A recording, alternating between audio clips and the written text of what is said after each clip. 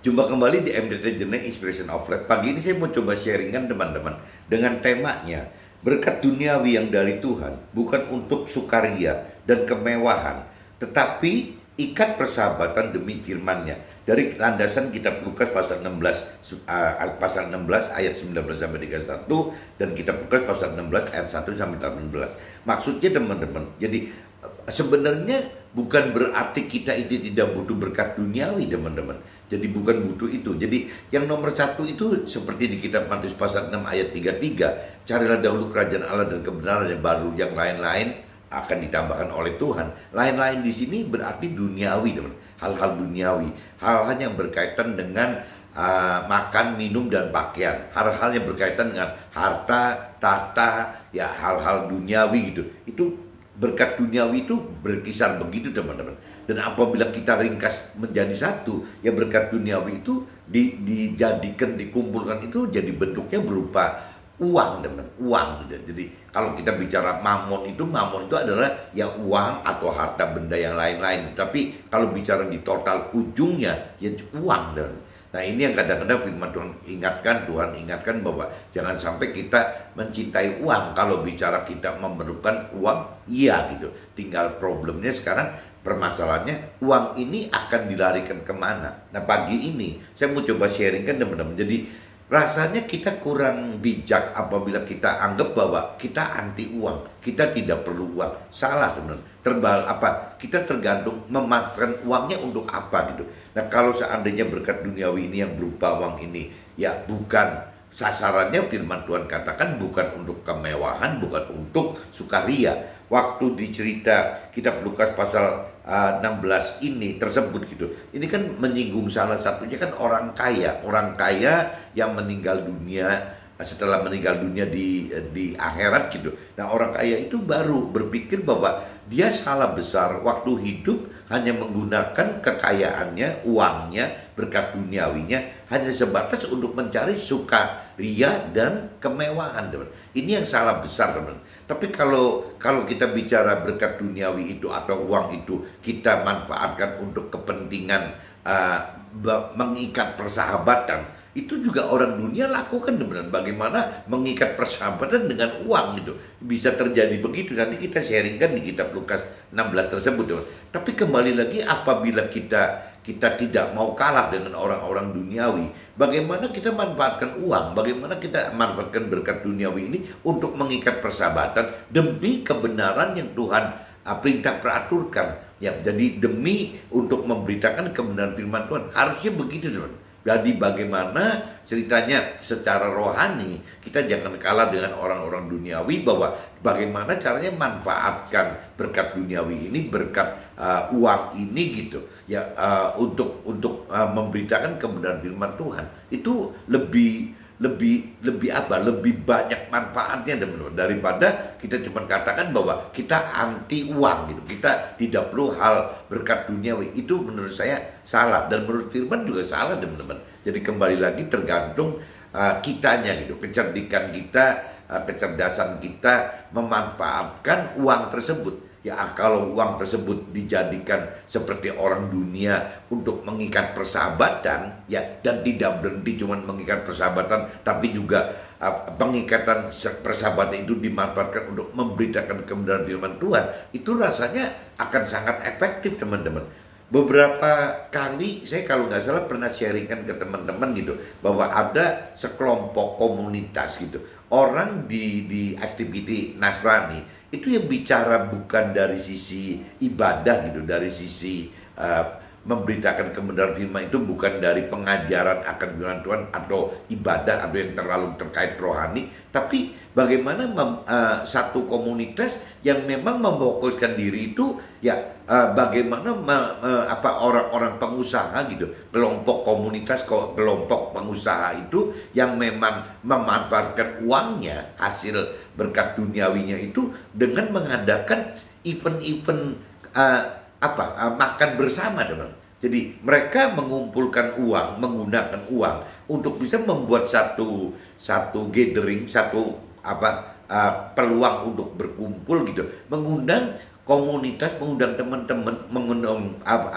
persahabatan, mengikat persahabatan dengan cara mengundang makan teman-temannya gitu, teman-teman di setiap kota gitu. Nah, komunitas ini mengadakan event untuk bagaimana orang bisa memberitakan kebenaran firman Tuhan, tapi dengan cara bersaksi, teman-teman. Jadi semua agama boleh menghadiri itu gitu, meskipun yang mengadakannya adalah kelompok-kelompok orang Nasrani. Tapi apabila yang bersaksi tentang Tuhan itu bukan dari Nasrani pun di welcome gitu, disambut, diberi kesempatan untuk bersaksi. Intinya bagaimana bersaksi ya, hidup bersama Tuhan, bahwa Tuhan itu ada, Tuhan itu berkuasa gitu, maha kuasa gitu. Ya bersaksi, cerita dalam kehidupan itu. Nah kalau bisa jangan yang lepas dari yang terkait dengan firman. Ada dasar firmannya, teman-teman. Masalah dasar firman itu mau dari Nasrani, atau mau dari Muslim, atau mau dari agama manapun juga nggak masalah. Jadi kadang-kadang saya jadi selalu teringat dengan komunitas seperti itu. Komunitas itu adalah komunitas pengusaha, teman-teman. Cuman bedanya dikelola oleh jadi satu kelompok komunitas. Nah, saya kadang-kadang berpikir ya, apabila Tuhan berkati saya secara duniawi, apabila memang Tuhan berkati saya secara materi gitu, soal uang gitu, ya saya bisa tiru gitu, cara-cara seperti komunitas tersebut, teman-teman. Kalau nggak salah namanya full gospel, kalau nggak salah gitu. Jadi full gospel itu jadi jangan-jangan kelas dunia, teman, bukan cuma nasional Indonesia aja, tapi udah internasional gitu. Jadi full gospel itu salah satunya ada di Indonesia, kalau tidak salah, teman-teman. Nah, saya lihat sebenarnya kalau kita istilahkan kita tidak masuk ke dalam komunitas full gospel tersebut gitu, kita tidak aktif di dalam activity komunitas tersebut, juga benarnya bisa kita lakukan, teman-teman. Pengusaha itu secara perorangan, secara mandiri juga bisa melakukan hal seperti itu ya, kalau memang tergerak untuk bisa membuat ya activity bagaimana memberitakan Tuhan gitu, memberitakan kebenaran firman Tuhan, memberitakan pribadi Tuhan ya lewat ya kesaksian tersebut, teman-teman. Toh tidak ada salahnya bagaimana kita manfaatkan berkat duniawi kita manfaatkan hal-hal uang yang kita peroleh itu ya untuk bagaimana mengikat persahabatan dengan sesama kita di kota kita gitu. Nah, dengan mengundang makan siang, atau mungkin makan pagi, atau mungkin makan malam gitu. Nah, kita yang trade gitu, kita yang traktir mereka gitu. Nah, di dalam acara tersebut ya kita tidak perlu ada formalitas gitu ya. Kita seperti acara makan bersama ya, cuman bergantian bersaksi saja gitu. Bersaksi apa yang dialami dalam hidup dengan bersama Tuhan dan di dalam firman Tuhan gitu. Nah, seandainya teman-teman yang datang itu tidak memiliki kesaksian tentang hidup bersama Tuhan di dalam firman Tuhan, ya nggak ada masalah, teman-teman. Ya mereka bisa menikmati makanan itu gitu, minuman itu ya dengan mendengarkan ya kesaksian dari teman-teman yang lain, teman-teman. Jadi saya kadang-kadang tergerak, teman-teman, untuk bisa melakukan itu. Nah, apabila kita atau teman-teman juga tergerak dan Tuhan memang kasih kita berkat duniawi, berkat uang yang bisa untuk mengikat persahabatan semacam itu, bisa juga dilakukan tidak cuma di kota kita, teman-teman. Apabila kita memiliki kerabat kerja ya, kerabat usaha kita di luar kota, atau kita memiliki cabang-cabang usaha kita di luar kota gitu, rasanya ya kita akhirnya bisa jadwalkan untuk tidak cuma di kota kita, teman-teman. Ya kita bisa jadwalkan di kota-kota yang memang ada activity kitanya, teman-teman.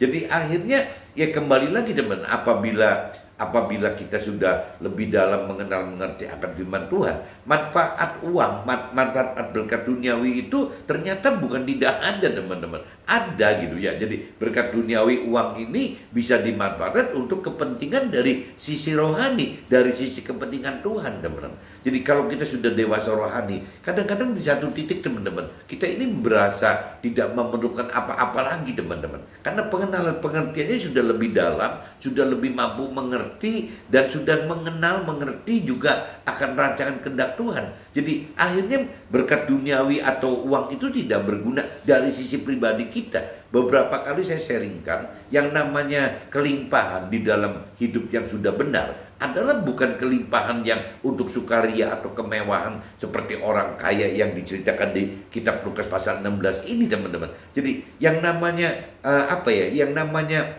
berkat duniawi dan uang itu bukan dimanfaatkan untuk bersukaria dan untuk kemewahan, tapi bagaimana bisa menjadi alat gitu, menjadi alat Tuhan yang untuk bisa mengikat persahabatan, yang untuk memberitakan kebenaran firman Tuhan tadi, teman-teman. Jadi berkat duniawi itu saya pikir itu perlu sekali, uang itu perlu sekali, tinggal masalahnya pemanfaatnya, teman-teman. Apabila kita sekarang misalnya sudah lebih dewasa rohani, kita sudah lebih mengerti akan firman Tuhan, kita berhenti gitu, hanya dalam arti kata secara individu pribadi kita melakukan firman Tuhan, rasanya juga sayang, teman-teman. Kita nggak bisa maksimal menjadi alat Tuhan gitu, kita tidak bisa maksimal berbuat untuk kepentingan Tuhan gitu.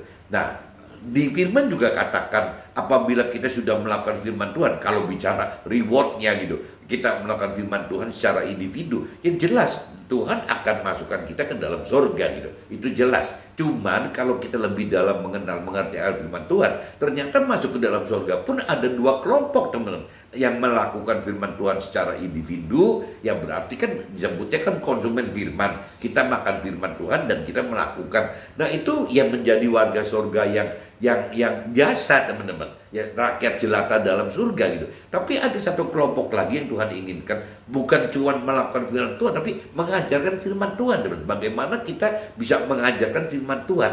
Apabila kita mengajarkan firman Tuhan, maka kita akan menjadi kelompok di dalam surga yang menjadi anggota keluarganya Tuhan di dalam kerajaan surga, atau menjadi timnya Tuhan, atau menduduki posisi yang lebih tinggi daripada si warga surga atau rakyat jelata di dalam surga. Nah, ini kalau kita lebih dalam mengerti akan firman Tuhan, kita akan mengenal ada firman yang mengatakan begini, teman-teman. Jadi tidak cuma cukup melakukan firman Tuhan, tapi juga ya usahakan Tuhan mau ya kita bukan cuma melakukan firman, tapi mengajarkan firman Tuhan. Nah, cuman bentuk pengajarannya mungkin dua macam, teman-teman. Orang yang mempunyai talenta mentor rohani atau rohaniawan yang mungkin mengajarkan secara teori-teori rohani atau teologi. Tapi kalau seperti kita yang pengusaha atau orang karir atau buruh, kan bukan mentor rohani, bukan rohaniawan, pasti tidak mungkin bisa mampu mengajarin teori-teori rohani gitu, teologi itu. Yang kita ajarkan itu ya bukan diajarkan dalam bentuk teori, tapi bagaimana kita memberitakan kebenaran firman Tuhan dengan cara menyaksikan kehidupan kita bersama Tuhan itu, bahwa Tuhan itu ada, bahwa ada kuasa Tuhan hidup sampai hari ini gitu. Ya kita ceritanya begitu, dan selalu bergandeng didasari dengan ya dasar-dasar firman Tuhan, teman-teman. Ini kalau saya lihat, jadi kembali lagi apabila kita sudah lebih dalam mengerti akan firman Tuhan, biasanya tidak bisa berhenti bahwa ya sudah, yang penting kita melakukan firman, kita tidak butuh mengajarkan firman Tuhan. Nah, untuk mengajar firman Tuhan itu ya kembali lagi bagi pengusaha harusnya ada peluang untuk bisa mengikat persahabatan dengan sesama kita itu gitu ya, karena memang kita pengusaha, ya logikanya kan mencari. Pengusaha itu kan lebih fokus mencari uang. Nah, cuman kalau pengusaha yang sudah lebih dewasa rohani itu ya bagaimana mengumpulkan uang itu, mengumpulkan berkat duniawi itu bukan untuk sukaria dan kemewahan hidupnya si orang pengusaha tersebut, tapi ya lebih dipakai untuk mengikat persahabatan, ya bagaimana bisa dimanfaatkan persahabatan tersebut untuk menjadi alat Tuhan memberitakan kebenaran firman Tuhan. Maksudnya gitu, teman-teman. Jadi pagi ini saya lebih akan sharingkan bahwa hal duniawi itu, yang berkat duniawi itu, hal yang berkaitan dengan uang itu sangat diperlukan, teman-teman. Bukan tidak diperlukan. Nah, tinggal sekarang kita tidak boleh kalah pintar dengan orang dunia yang bagaimana manfaatkan uang untuk kemewahan dan sukaria, tapi bagaimana kita manfaatkan uang untuk kepentingan apa yang Tuhan perintah peraturkan, apa yang Tuhan rancang dan kehendaki, dan apa yang Tuhan janji-janjikan untuk sesama kita itu, teman-teman. Kalau kita tidak memberitakan kebenaran firman Tuhan, kadang-kadang banyak sesama kita yang tidak mengenal, tidak mengerti akan firman Tuhan, teman. Nah, ini ya tugasnya kita. Kalau dari sisi rohani seperti itu. Jadi kembali lagi, berkat duniawi atau uang itu akan sangat berguna, teman-teman, bagi ya kita yang secara sudah lebih dewasa rohani gitu ya, untuk memanfaatkan uang atau berkat duniawi ini menjadi satu ikatan persahabatan dengan sesama kita demi ya menjadi alat Tuhan memberitakan kebenaran firman Tuhan. Jadi kembali lagi pagi ini saya cuma ingatkan bahwa berkat duniawi, uang itu bukan tidak perlu, sangat perlu teman, bagi teman-teman yang untuk sesama kita yang ingin lebih mengenal kebenaran akan firman Tuhan. Nah ini saya coba bacakan dulu teman-teman di kitab Lukas pasal 16 ayat 19 sampai 31, dan nanti saya juga bacakan kitab Lukas pasal 16 ayat 1 sampai 18 teman. Nah ini agak terbalik teman-teman. Jadi susunannya memang Lukasnya terbalik. Yang saya baca itu justru ayat yang besar dulu teman-teman. Ayat 19 sampai 31 gitu. Perikopnya judulnya orang kaya dan Lazarus yang miskin, itu judul perikopnya itu.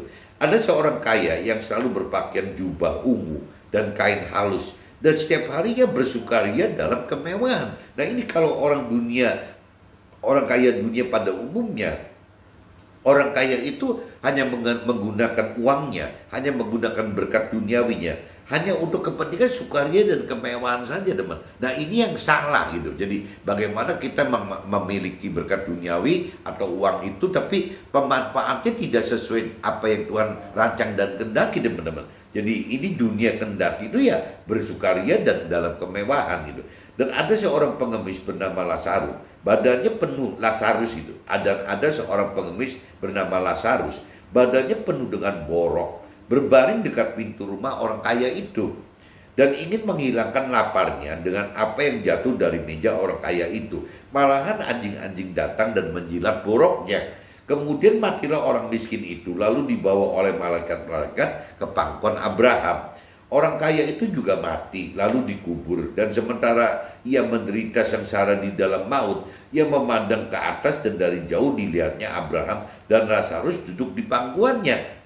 Lalu ia berseru katanya, Bapak Abraham, kasihanilah aku, suruhlah Lazarus supaya mencelupkan ujung jarinya ke dalam air dan menyejukkan lidahku, sebab aku sangat kesakitan dalam nyala api ini. Jadi rupanya si orang kaya ini karena tidak melakukan apa yang Tuhan perintahkan dalam firman saat hidupnya teman, akhirnya orang kaya ini masuk ke dalam neraka teman. Tapi sebaliknya Lazarus itu ya malah masuk ke dalam surga gitu. Tetapi Abraham berkata, anak, ingatlah bahwa engkau telah menerima segala yang baik sewaktu hidupmu, sedangkan Lazarus segala yang buruk. Sekarang ia mendapat hiburan dan engkau sangat menderita.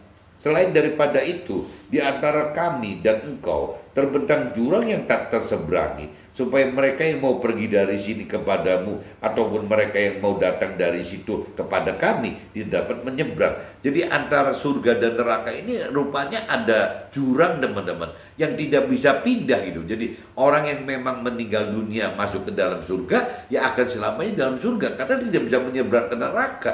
Orang yang sudah masuk ke dalam neraka juga tidak akan bisa menyeberang ke dalam surga gitu, karena jurang ini teman-teman. Kata orang itu, kalau demikian aku minta kepadamu Bapa, supaya engkau menyuruh si Lazarus ke rumah ayah sisi orang kaya tersebut gitu. Sebab masih ada 5 orang saudaraku, supaya ia memperingati mereka dengan sungguh-sungguh, agar mereka jangan masuk kelak ke dalam tempat penderitaan ini.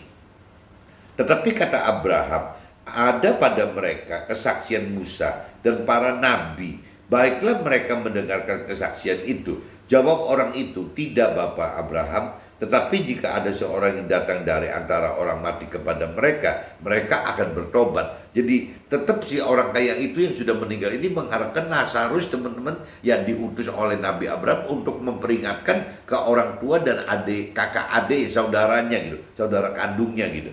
Dan tetapi kata Abraham kepadanya, jika mereka tidak mendengarkan kesaksian Musa dan para nabi, mereka tidak juga akan mau diyakinkan, sekalipun oleh seorang yang bangkit daripada orang mati.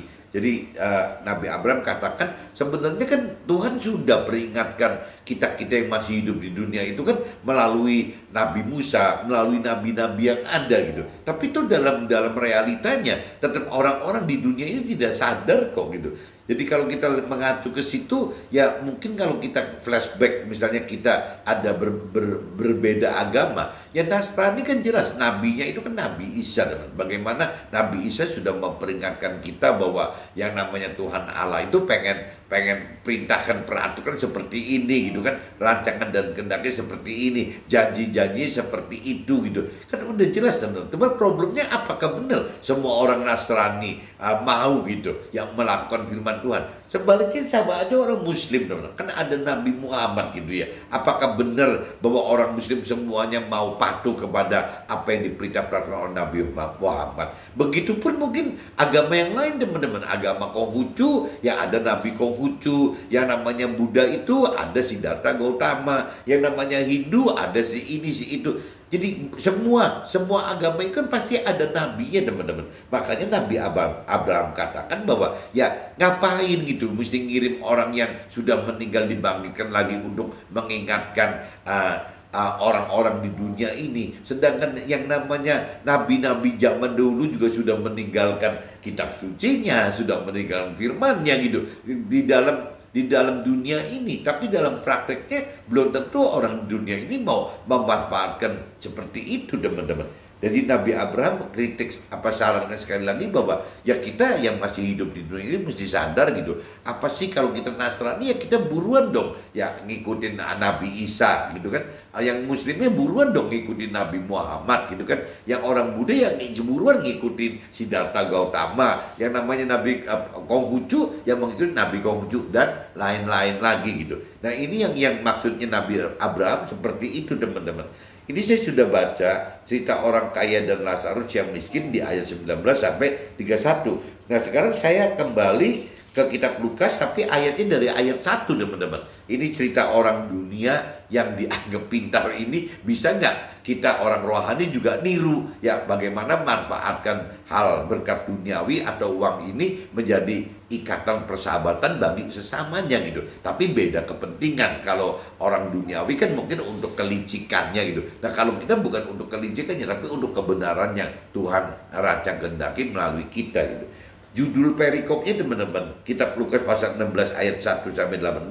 Judul perikop itu adalah perumpamaan tentang bendahara yang tidak jujur. Ini orang dunia, bendahara ini orang dunia gitu.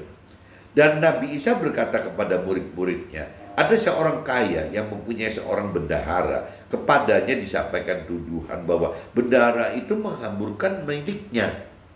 Lalu ia memanggil bendahara itu dan berkata kepadanya, apakah yang kudengar tentang engkau? Berilah pertanggungan jawab atas urusanmu, sebab engkau tidak boleh lagi bekerja sebagai bendahara. Jadi ceritanya ada orang kaya punya bendahara, bendaharanya nakal yang memanfaatkan uangnya untuk mungkin kepentingan sendirinya gitu, menghambur-hamburkan itu gitu.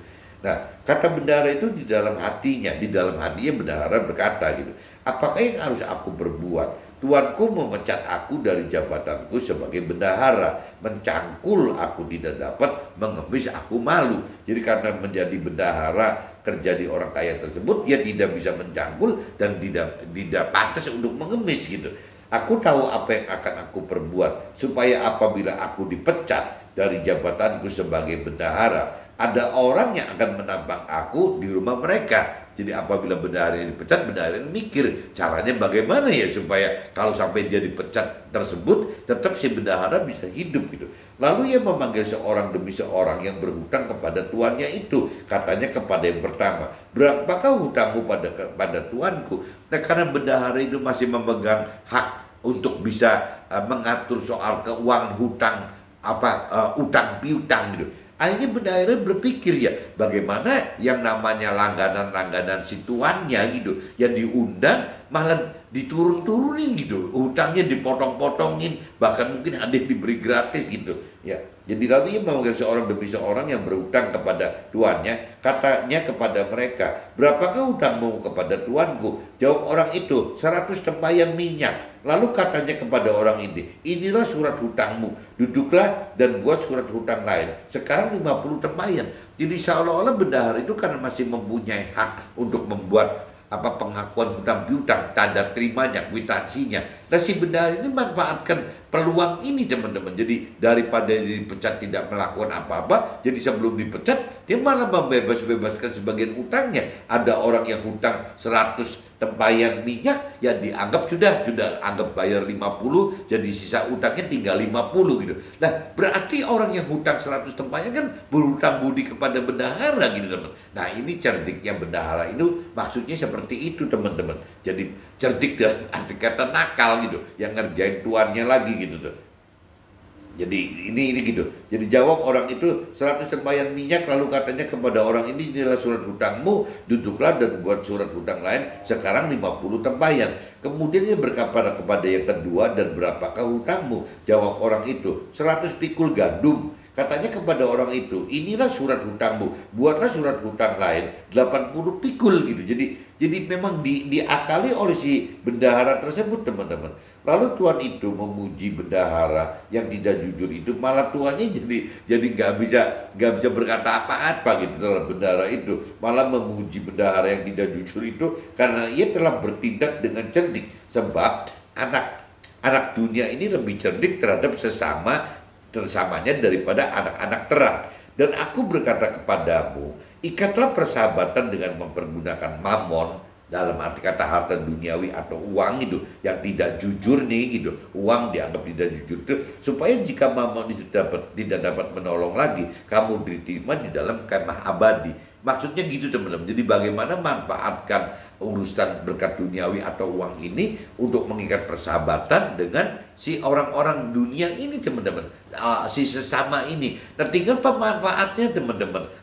Kalau si bendahara ini kan niatnya bagaimana dia cerdik curang gitu, dengan cara dia mengampuni langganan-langganan tuannya itu dengan motong-motong hutangnya gitu, dengan harapan langganan itu jadi berterima kasih ke bendahara, jadi bendahara bisa hidup apabila dipecat oleh tuannya gitu. Tapi kalau bicara kita sebagai orang yang benar, orang rohani gitu, bukan orang duniawi, ya kita jelas tidak bisa dengan pola-pola pikir orang bendahara itu gitu. Ya kita bicara bagaimana kita harus cerdik, ya bagaimana kita bisa memanfaatkan materi kita, bagaimana memanfaatkan hal berkat duniawi kita, hal uang kita, ya untuk mengikat persahabatan dengan ujungnya itu seperti itu teman-teman, bisa menjadi peluang untuk memberikan kebenaran firman Tuhan. Contoh seperti yang tadi saya katakan yang dilakukan oleh komunitas yang namanya Full Gospel itu gitu. Jadi Full Gospel itu adalah komunitas yang kelompok orang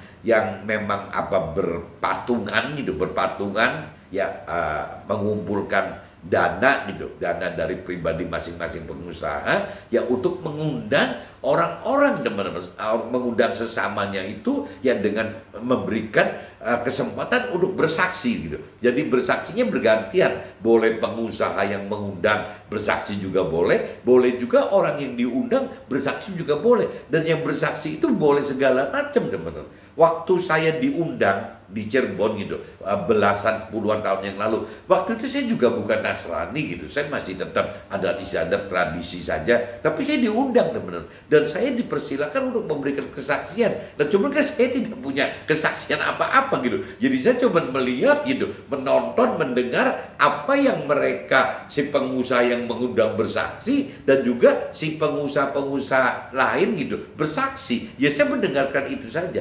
dan lewat kesaksian itu saya jadi masih terkenang sampai hari ini teman-teman. Padahal udah terjadi belasan tahun dan puluhan tahun yang lalu, tapi saya tetap masih ingat. Dan bahkan di dalam hati kecil saya, apabila Tuhan berkati saya secara duniawi, apabila Tuhan berkati saya secara keuangan gitu, saya mau melakukan hal seperti itu gitu, seperti komunitas Full Gospel tadi. Meskipun bentuknya tidak perlu harus melalui komunitas itu, bisa juga saya adakan pribadi saya sendiri, atau saya gabung dengan teman-teman di setiap kota gitu, yang saya ada teman gitu, ya saya ajak untuk bisa mengundang sesama kita yang menyaksikan kehidupan kita bersama Tuhan dan di dalam firman Tuhan. Rasanya itu kita akan manfaatkan berkat duniawi kita, uang kita itu jadi malah benar teman-teman, untuk berbuat kebenaran gitu. Bukan seperti yang tadi orang kaya yang dikatakan di orang kaya tadi di kitab Lukas pasal 6 ayat 19 itu, yang bahwa orang kaya itu malah memamerkan berkat duniawi dan uang itu hanya sebatas untuk sukaria dan untuk kemewahannya pribadi saja. Nah, kita nggak boleh seperti itu teman-teman. Apabila kita sudah lebih mengenal lebih dalam akan firman Tuhan, kita sudah lebih mampu mengerti firman Tuhan, apabila kita sudah bisa menghidupkan roh Tuhan di dalam kita gitu, apabila kita sudah lebih beriman, rasanya tidak bisa kita melakukan berkat duniawi atau uang itu kita salurkan seperti orang kaya untuk sukaria dan kemewahan. Tapi kita akan manfaatkan memang seperti bendahara tadi, bagaimana caranya memanfaatkan berkat duniawi uang ini untuk mengikat persahabatan dengan teman-teman sesama kita teman-teman. Nah, cuman ya itu balik lagi, kita nanti ujung-ujungnya itu ya bagaimana memberikan kebenaran firman Tuhan lewat kesaksian kita, bukan teori rohani, bukan teologi, tapi bagaimana memberikan kebenaran firman Tuhan itu lewat ya kesaksian-kesaksian hidup kita gitu ya bersama Tuhan di dalam firman Tuhan gitu. Itu kalau saya pikir ya kita harus bisa manfaatkan seperti itu teman-teman. Nah, itu baru yang dikatakan bahwa kita ini jadi cerdik gitu, belajar cerdik seperti bendahara yang orang duniawi tadi gitu. Cuman pemanfaatnya orang si bendahara tadi cerita demi kepentingan pribadi dia, kalau kita tidak, bagaimana mengikat persahabatan itu demi kepentingan sesama kita. Ya bagaimana untuk Tuhan bisa disenangkan gitu melalui perbuatan kita. Setia dalam perkara yang kecil, barang siapa setia dalam perkara-perkara kecil, ia setia juga dalam perkara-perkara besar. Dan barang siapa tidak benar dalam perkara-perkara kecil, ia tidak benar juga dalam perkara-perkara besar. Jadi, jikalau kamu tidak setia dalam hal mamon yang tidak jujur, siapakah yang akan mempercayakan kepadamu harta yang sesungguhnya? Ya, dan jikalau kamu tidak setia dalam harta orang lain, siapakah yang akan menyerahkan hartamu sendiri kepadamu? Seorang hamba tidak dapat mengabdi kepada dua tuan, karena jika demikian ia akan membenci seorang dan mengasihi yang lain, atau ia akan setia kepada seorang dan tidak mengindahkan yang lain. Kamu tidak dapat mengabdi kepada Allah dan kepada Mamon. Nah, ini dicamkan teman-teman di Lukas pasal 16 ayat 13. Ini teman-teman harus selalu ingat gitu, bahwa yang namanya Tuhan dengan uang, Tuhan dengan Mamon itu nggak bisa gandeng teman, nggak bisa disuruh milih gitu. Jadi ya kita satu-satunya harus, kalau kita bicara lebih dalam mengenal firman Tuhan, lebih mengerti firman Tuhan, dan kita lebih mengasihi, lebih percaya, lebih taat kepada Tuhan, kita ya pasti akan memilih Tuhan teman. Nah, terus fungsi mamonnya buat apa? Fungsi harta duniawi, berkat duniawi atau uang ini untuk apa? Ya kembali lagi, ya dipakai untuk kepentingan menjadi alat si Tuhan tadi teman-teman, yang mengikat persahabatan dengan sesama kita, ya untuk memberitakan kebenaran-kebenaran firman Tuhan tadi. Itu harusnya gitu teman. Kita jangan sampai terjebak, jadi kita hidup di antara dua itu sudah tidak mungkin teman. Pasti ada satu yang dikorbankan. Dan mestinya Tuhan yang kalah gitu. Kalau diadukan dengan mamon, dengan berkat duniawi gitu, pasti kalah gitu. Dengan uang gitu, pasti kalah gitu. Jadi ya kembali Tuhan katakan bahwa siapa sih musuh Tuhan yang paling berat gitu? Ya bukan roh-roh jahat di udara gitu. Yang kata Tuhan katakan paling berat itu justru adalah ya mamon itu gitu. Yang mamon itu adalah yang berhala gitu. Ya bisa lebih nomor satukan, lebih daripada menomor satukan Tuhan gitu. Ya karena balik lagi ujungnya cinta uang teman-teman. Nah, ini jadi di pasal 13 ingatin begitu, teman-teman tidak bisa pegang Tuhan atau mamon, pegang Tuhan atau uang gitu, nggak bisa teman. Ya harus pilih salah satu gitu. Nah, apabila orang yang pegang dua itu ya berkecenderungan rasanya Tuhan yang dikalahkan gitu, karena ya kuasa mamon itu, kuasa uang itu memang nggak kira-kira teman-teman. Semuanya itu didengar oleh orang-orang Farisi, hamba-hamba uang itu, dan mereka mencobokkan dia. Lalu ia berkata kepada mereka, kamu membenarkan diri di hadapan orang, tetapi Allah mengetahui hatimu, sebab apa yang dikagumi manusia dibenci oleh Allah. Hukum Taurat dan kitab para nabi berlaku sampai pada zaman Yohanes, dan sejak waktu itu kerajaan Allah diberitakan di setiap orang menggagahinya, berebut memasukinya. Lebih mudah langit dan bumi lenyap daripada satu titik dari hukum Taurat batal gitu. Setiap orang yang menceraikan istrinya lalu kawin dengan perempuan lain, ia berbuat zina. Dan barang siapa kawin dengan perempuan yang diceraikan suaminya, ia juga berbuat zina.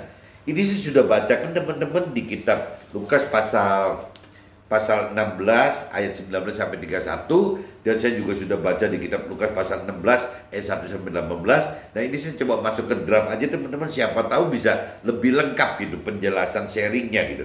Lukas pasal 16 ayat 19. Ada seorang kaya selalu berpakaian jubah ungu dan kain halus, dan setiap hari ia bersukaria dalam kemewahannya gitu. Banyak orang kaya yang tidak kenal dan tidak mengerti serta tidak melakukan firman Tuhan, ya, mentargetkan dan memperoleh serta menggunakan berkat-berkat duniawi hanya untuk mencari kebahagiaan duniawi yang semu, kebahagiaan duniawi yang semu, dan pemenuhan nafsu duniawi demi keangkuhan atau kesombongan hidup saja teman-teman. Jadi ini kalau kita tidak hati-hati teman-teman, yang namanya berkat duniawi itu, yang namanya mamon itu, yang namanya harta benda itu, yang namanya uang itu berujung akan seperti orang kaya tersebut teman-teman. Bagaimana mentarget diri mencapai kesuksesan, target sukses duniawi ya dalam usaha segala macam, kalau khususnya bagi pengusaha, bagaimana mencari kebahagiaan meskipun ini sifatnya semu, bagaimana untuk menunjukkan memenuhi semua segala nafsu dagingnya, nafsu-nafsu duniawinya demi keangkuhan, demi kesombongan ya kesesamanya gitu. Nah, itu orang dunia itu seperti itu teman-teman. Jadi benar-benar orang dunia itu malah diperalat, diperbudak oleh ya berkat duniawi gitu, oleh hal-hal duniawi, oleh uang gitu, ya akan diperbudak seperti itu teman-teman.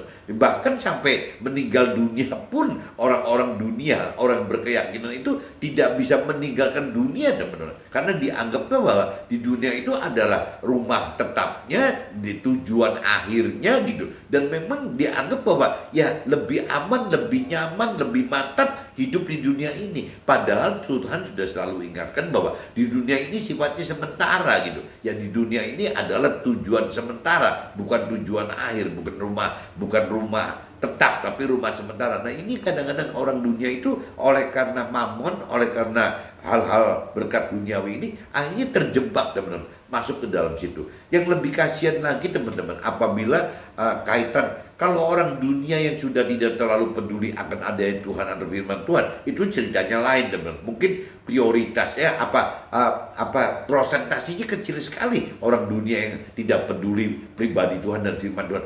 Yang justru banyak itu teman-teman, yang mayoritas itu adalah orang berkeyakinan. Orang berkeyakinan itu orang yang sudah beragama tapi kurang bisa mengenal, mengerti akan Tuhan pribadi dan firman Tuhan lebih dalam teman. Jadi akhirnya pengenalan pengertian tidak ada. Nah, ujung-ujungnya akhirnya ngawur. Ya bagaimana caranya bertuhan itu dengan pikiran perasaan kehendaknya sendiri, akhirnya karepnya sendiri. Nah, yang kasihan teman-teman, apabila orang tuanya adalah orang kelompok yang berkeyakinan, orang yang beragama secara formality, sudah beragama, bertuhan, mengaku bertuhan, tapi tidak mengenal, tidak melakukan, tidak mengerti, tidak melakukan apa yang firman perintah peraturkan gitu, apa yang Tuhan rancang kehendaki, ya akhirnya ke generasi berikutnya teman-teman, ke anak-anaknya itu, anak-anaknya kacau semua teman-teman, karena orang tuanya tidak mengenal, tidak mengerti akan kebenaran firman Tuhan gitu. Makanya kalau bicara paling simpel gitu, kalau bicara priority satu, Tuhan perintahkan kepada orang tua adalah nomor satu-satunya di urutan nomor satu adalah bagaimana orang tua bisa membimbing anak-anaknya untuk bisa anak-anaknya mengenal kebenaran dari Tuhan. Itu tugasnya teman-teman. Kalau bicara anak-anak kan beda. Tugasnya anak-anak prioritas satunya adalah menghormati orang tua. Itu tugas utamanya gitu. Tapi kalau orang tua ke anak-anak kan beda teman-teman. Bagaimana menuntun ya anak-anaknya untuk bisa mengenal kebenaran firman Tuhan. Tapi kalau anak-anak ke orang tua, bagaimana untuk bisa menghormati orang tua. Seorang suami kepada istri, yang bagaimana diperintahkan nomor satunya itu bagaimana seorang suami bisa mengasihi istri. Begitupun seorang istri gitu, yang prioritas satunya Tuhan perintahkan bagaimana bisa tunduk kepada suami. Jadi masing-masing itu punya tugas prioritas satunya teman-teman. Jadi teman-teman mesti ingat yang sudah beranak gitu, ya tugas dari Tuhan, priority orang tua itu, suami istri itu bagaimana menuntun anak-anaknya untuk bisa lebih mengenal kebenaran akan firman Tuhan gitu. Itu ya tugas suami gitu. Kalau bicara tugas orang tua ke anak-anak begitu. Tugas suami ke istri adalah bagaimana mengasihi istrinya. Tugasnya istri terhadap suami adalah taat tunduk kepada suaminya. Tugasnya anak-anak kepada orang tua adalah bagaimana menghormati orang tuanya. Itu kurang lebihnya empat seperti itu teman-teman. Itu yang harus teman-teman lakukan gitu. Nah ini kadang-kadang kalau orang yang tidak mengerti akan firman Tuhan, kadang-kadang abai teman-teman, tidak melakukan itu gitu. Lukas pasal 16 ayat 20 sampai 26. Setelah meninggal dunia, orang kaya baru menyadari kesalahannya karena orang kaya yang hidup tidak dalam kebenaran Tuhan menderita karena siksa dan kebinasaan kekal di dalam neraka. Jadi kalau kita lihat ceritanya si orang kaya tersebut, ya karena dia tidak melakukan, tidak mengenal, tidak mengerti, dan tidak melakukan firman Tuhan, ya ujungnya dia mendapat kesengsaraan di dalam neraka tadi gitu. Sampai minum aja juga minta ke Lazarus, pakai jarinya celupin ke air, katanya dia mau minum itu aja nggak bisa teman-teman. Nah ini kalau kita percaya bahwa ya siksa di dalam neraka itu ya kekal teman-teman. Jadi makanya dikatakan oleh firman Tuhan bahwa apabila kita masuk ke dalam neraka, ya berarti kita akan masuk ke dalam kebinasaan yang kekal itu. Tapi kalau kita masuk ke dalam surga, ya kita akan mendapatkan keselamatan yang kekal, damai sejahtera yang kekal. Kalau di neraka kan mendapat siksa, penderitaan yang kekal, teman-teman. Nah ini yang kita mesti hati-hati untuk bisa masuk neraka atau surga itu ya dari sekarang. Ya selama kita hidup di dunia yang fana ini, yang sementara ini adalah ujian cobaan kita untuk bisa masuk ke dalam neraka dan dalam surga gitu. Jadi tidak bisa diketok palu kalau kita sudah percaya Tuhan dari pikiran perasaan kehendak kita mengasihi Tuhan dari pikiran perasaan kehendak kita aja, ya belum tentu jaminannya pasti masuk ke dalam surga gitu. Yang Tuhan mau itu bukan cuma sekedar mengenal dan mengerti firman Tuhan aja, tapi yang melakukan firman Tuhan gitu. Yang melakukan firman Tuhan itu yang akan masuk dalam surga, bukan yang mengenal atau mengerti firman Tuhan tapi tidak melakukan, teman-teman.